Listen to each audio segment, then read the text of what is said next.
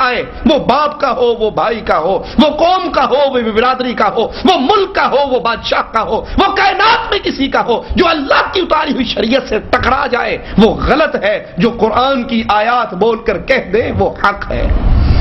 یہ مذہب مومنین کا مذہب نہیں ہے، جو جہاں لگا ہے ٹھیک لگا ہے۔ اگر جو جہاں لگا ٹھیک لگا ہے تو انبیاء اس دنیا پہ آئے ہی کیوں؟ انبیاء کو اللہ نے بھیجا ہی کیوں؟ یہ قرآن نازل ہی کیوں ہوا؟ جو جہاں لگا تھا ٹھیک لگا تھا۔ نبی نے آ کر قولوا لا الہ الا اللہ کہا ہی کیوں؟ جو جہاں لگا تھا ٹھیک لگا تھا۔ دو گروہ بن گئے، ایک مچھلی کا شکار کرنے والا، دوسرا شکار تو نہیں کرتا، اس عمل کو حرام جانتا تھا، شکار نہیں کرتا تھا، لیکن شکار کرنے والوں کو منع بھی نہیں کرتا تھا۔ اس نقطے کو سمجھیے، شکار کرتا نہیں تھا لیکن شکار کرنے والوں کو کچھ کہتا بھی نہیں تھا، ان کے ساتھ وہی سلام دعا پیار محبت رشتہ داریاں آنا جانا، ساری زندگی ایک روٹین کے ساتھ گزر رہی۔ تیسرا گروہ اہل ایمان کا، غیرت مند مواحدوں کا، جو کہتے تھے کہ نہ شکار کریں گے نہ کرنے دیں گے، اور جو اللہ کے حکم کی مخالفت کرے گا ان سے دوستی نہیں ہوگی، ان سے پیار نہیں ہوگا، ان کو روکیں گے، ان کو ٹوکیں گے، ان کو سمجھائیں گے، ان کو دعوت دیں گے، ان کے راہ کی رکاوٹ بنیں گے، نہ شکار کریں گے نہ کرنے دیں گے، اور جو کر رہے ہیں ان کے ساتھ بھی پیار و محبت کی فضا نہیں، بلکہ ان کو بتائیں گے آپ کا یہ عمل اللہ اور اس کے رسول کے حکموں کے خلاف ہے۔ یہ تیسری جماعت بنی، ان کو سمجھانا شروع کیا، ان کو دعوت دینی شروع کی، وہ بعد نہ آئے، وہ اپنے بد عمل سے نہ رکے، وہ جاری اور ساری رہے۔ اب یہ تیسری جماعت، ذرا سوچئے قرآن کے اس واقعے پر کتنے عجیب درس ملتے ہیں ہمیں۔ دعوت دینے کا منہج اور دعوت دینے کی فرضیت کس طرح ہمارے سامنے واضح ہو جاتی ہے۔ تیسری جماعت جو نہ شکار کرتی تھی، نہ کرنے والوں کو برداشت کرتی تھی، ان کو سمجھاتی تھی، ان کو دعوت دیتی تھی، ان کے سامنے پیار و محبت کے اسلوب کے ساتھ اپنی بات کو رکھتی تھی، جب وہ نہ مانے انہوں نے اپنی بستیاں الگ کر لی۔ ایک روایت کے مطابق اپنی بستیوں اور اس بستی کے درمیان دیوار کھینچ دی، ان سے الگ ہو گئے، ان سے برات کر لی کہ تم اللہ کی مخالفت کرتے ہو، ہم تمہیں دعوت دیتے ہیں تم مانتے نہیں ہو، ہم نے حجت بھی تمام کر دی ہے، اب ہماری تمہاری دوستی نہیں ہے، اب رشتہ داری ختم، اب پیار و محبت ختم، اب پیار محبت کی فضائیں ختم، تم الگ اور ہم الگ۔ اللہ کا عذاب نازل ہوتا ہے، مالک کا عذاب نازل ہوا، دونوں گروہ مارے گئے۔ وہ گروہ جو شکار کر کے اللہ کی بغاوت کرتا تھا عذاب کے اندر وہ بھی ہلاک ہو گیا، اور وہ گروہ بھی ہلاک ہو گیا جو شکار کرتا نہیں تھا لیکن کرنے والوں کو روکتا بھی نہیں تھا۔ یہ ہے دعوت، یہ ہے یہ تیسرا رکن، وتواصوا بالحق، اس حق کو، اس نیکی کے حکم کو، امر بالمعروف ونہی عن المنکر، برائی سے روکنا، نیکی کا حکم دینا، یہ اتنی عظیم چیز ہے۔ جنہوں نے اس کو نہیں ادا کیا جب عذاب آیا وہ بھی ہلاک ہو گئے اور یہ بھی ہلاک ہو گئے۔ اسی لیے رسول اللہ صلی اللہ علیہ وسلم نے فرمایا تم نیکی کا حکم دیا کرو، تم برائی سے روکا کرو، برائی سے روکا کرو، نیکی کا حکم دیا کرو، یہ کام ضرور کرو، اور اگر تم یہ کام نہیں کرو گے، سننا اللہ کے نبی کے فرمان کو۔ آج اللہ کے نبی صلی اللہ علیہ وسلم کی یہ حدیث ہمارے اوپر کس طرح فٹ آ چکی ہے۔ اگر تم نیکی کا حکم نہیں دو گے اور برائی سے نہیں روکو گے، پھر تم اللہ سے دعائیں مانگو گے، اللہ کا عذاب تم پہ نازل ہوگا، وہ تمہاری کوئی دعا قبول نہیں کرے گا۔ آج یہ کیفیت ہے یا نہیں؟ کتنی دعائیں مانگنے والے مانگتے ہیں مسلمانوں کی بھلائی کے لیے، حج میں دعائیں، رمضان میں دعائیں، قنوت نازلہ میں دعائیں، لمحہ بر لمحہ دعائیں۔ رائمنڈ والے تو حضرات آخری دن 5-5 گھنٹے دعائیں میں گزر جاتے ہیں، کوئی فائدہ ہوتا ہے؟ مسلمان اسی طرح ذلت کے راستے میں، جتنی دعائیں زیادہ ہو رہی ہیں مسلمان اتنا پستی میں گر رہا۔ کیوں؟ یہ عظیم عمل مسلمانوں نے چھوڑ دیا، لا الہ الا اللہ کی دعوت دینا، نیکی کی دعوت دینا، برائی سے روکنا، یہ عظیم عمل اہل ایمان نے اس کو چھوڑ دیا۔ اہل ایمان راضی ہو گئے جو جہاں لگائے ٹھیک لگائے، جو کر رہا ہے کرنے دو، کسی کو کچھ نہ کہو، کسی کو نہ چھیڑو، اور اللہ کے نبی فرما رہے ہیں یہ کام ضرور کرو، نیکی کا حکم ضرور دو، برائی سے ضرور روکو. اگر تم یہ کام چھوڑ دو گے، تم دعائیں مانگو گے، اللہ کے عذاب کی وجہ سے تمہاری کوئی دعا قبول نہیں ہوگی. رسول اللہ صلی اللہ علیہ وسلم کی ایک اور حدیث سنیے. آپ نے فرمایا جب انسان کسی بات کو حق جان لے کہ یہ حق ہے، حق اور سچ کسی بات کو سمجھ لے، جان لے، مان لے، تو پھر لوگوں کی ناراضگی کی وجہ سے، لوگوں کے خوف کی وجہ سے اس بات کو بیان کرنے سے باز نہ آئے.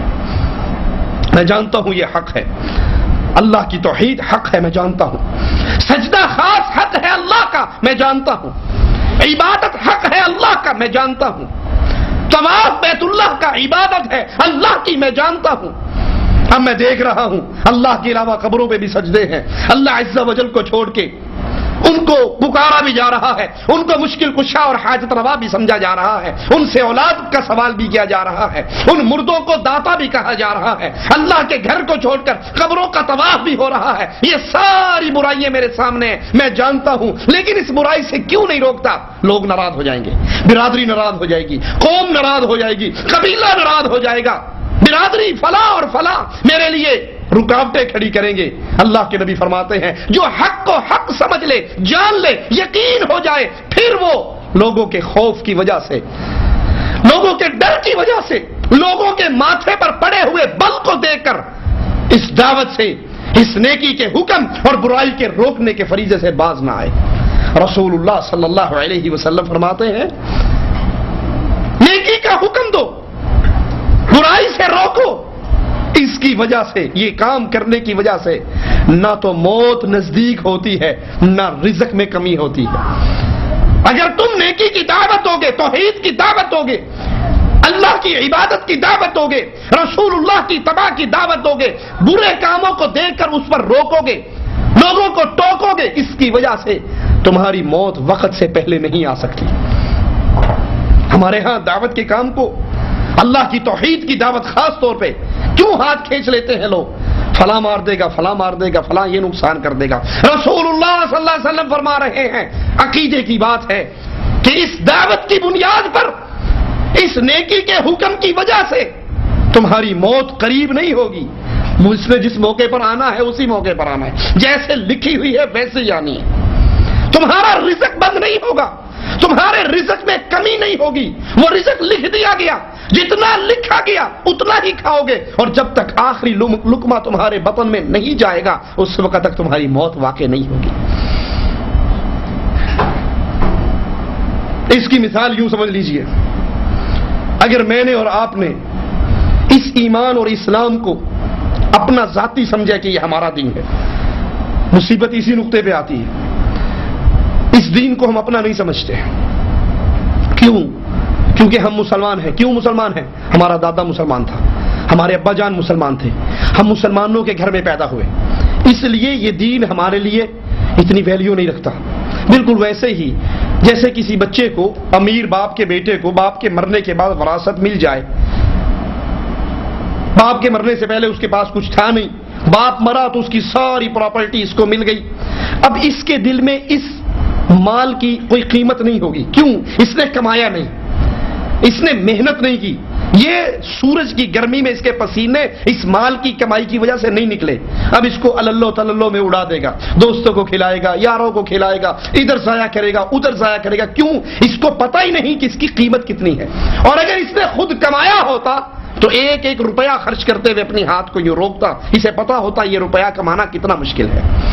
میں نے اور آپ نے چونکہ اسلام کو کمایا نہیں، اسلام کی قدر اور قیمت پوچھنی ہے تو بلال سے پوچھئے رضی اللہ عنہ وارضا، جس نے ایمان کو کمایا تھا.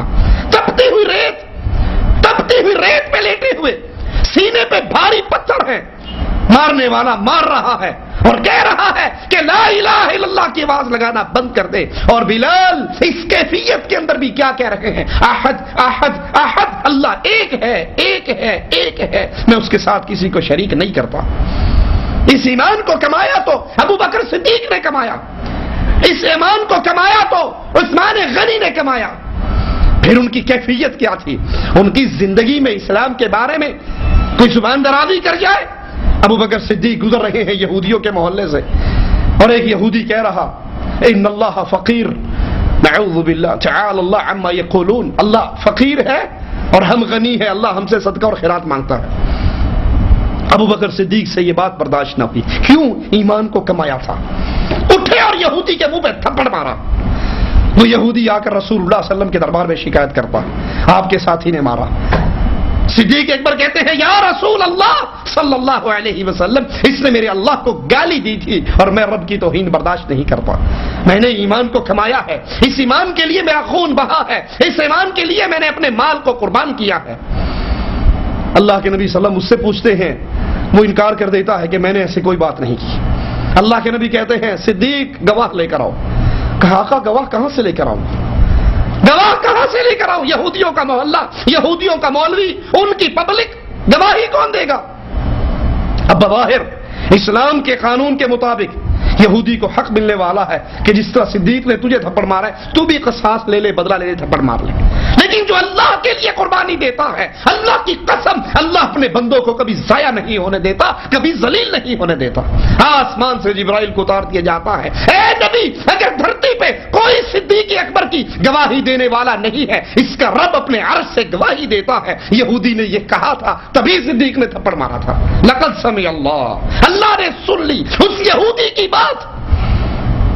انہوں نے ایمان کو کمایا تھا، انہوں نے ایمان کو خریدا تھا، انہوں نے ایمان کے لیے قربانی دی تھی، اور جب ایمان کے لیے قربانی دی جاتی ہے تو پھر ایمان کی قیمت ہوتی ہے۔ اس کی مثال سے سمجھیے، آپ کا گھر، آپ نے یہاں 25 سال کمائے، 30 سال کمائے، پیسے اکٹھے کیے، واپس انڈیا پاکستان گئے، پلاٹ لیا، مکان بنایا۔